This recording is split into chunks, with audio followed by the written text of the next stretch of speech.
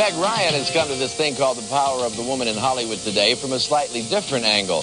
The tremendous box office success of When Harry Met Sally and Sleepless in Seattle have made Meg bankable, powerful, and more.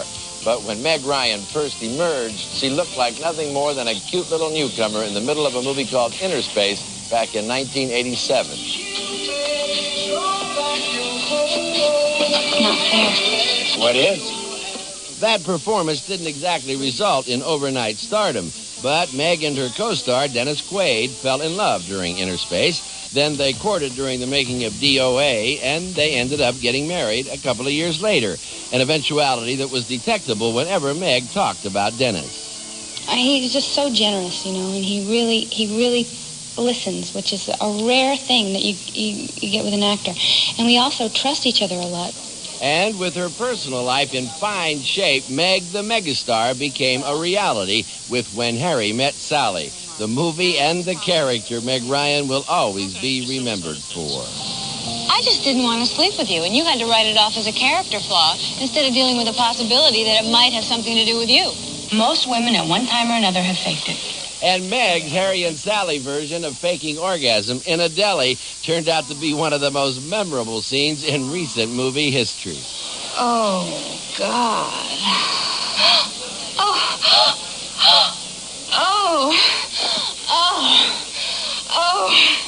When you get that feedback from like one scene in one movie that you probably now will live with for perhaps forever, how do you feel about that? What's that do in your head? It's just great. It's, you know, that just feels great. I don't know. I don't think of it as limiting in any way. No. It's just kind of a nice thing. People laughed, and that's good. So, okay. That's fine in and of itself. When you did that, did you have any idea it would leave such a lasting impression? No. It's like a really hard thing to do. I was telling somebody else, just sort of a heavy, happy denial for 2 weeks before I did it. Oh, really? Yeah, you know, your body kind of works it into, you know, you did it, okay, it's over, but, yeah. Denial always precedes those sorts of things. You didn't want to do it? No, I mean, yeah, but it's just a hard thing to do, you know, I guess. Yes!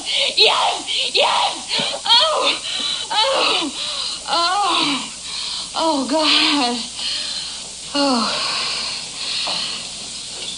A movie milestone, if ever there was one, with Sleepless in Seattle being a landmark of another kind for Meg Ryan in the pure simplicity of her character and the pure romance of the story. What was so special about your wife?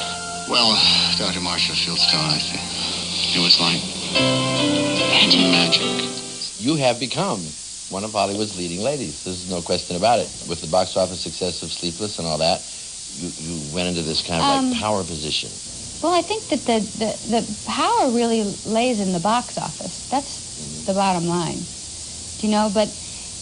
And traditionally men have brought in the dollars, but maybe that's because we haven't figured out how to market to the women yet.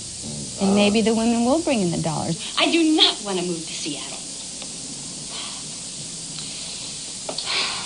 But what I really don't want to do is end up always wondering what might have happened and knowing I could have done something.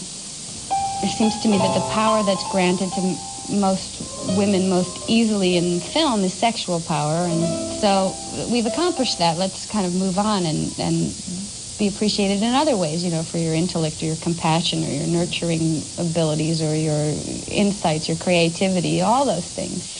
Some of those things are what motivated Meg to play her most recent roles. In When a Man Loves a Woman as an alcoholic who recovers and then has to rearrange her marriage to Andy Garcia, and in Flesh and Bone as a woman suddenly faced with a past she didn't know she had, with the idea of playing opposite Dennis Quaid, her real-life husband and father of their baby, an extra added incentive. When you're changing diapers with somebody, you forget that they really are one of the great actors of all time. Must get lonely on the road sometimes. No, like anything else, you're born to it. Well, you're a born listener, that's for sure.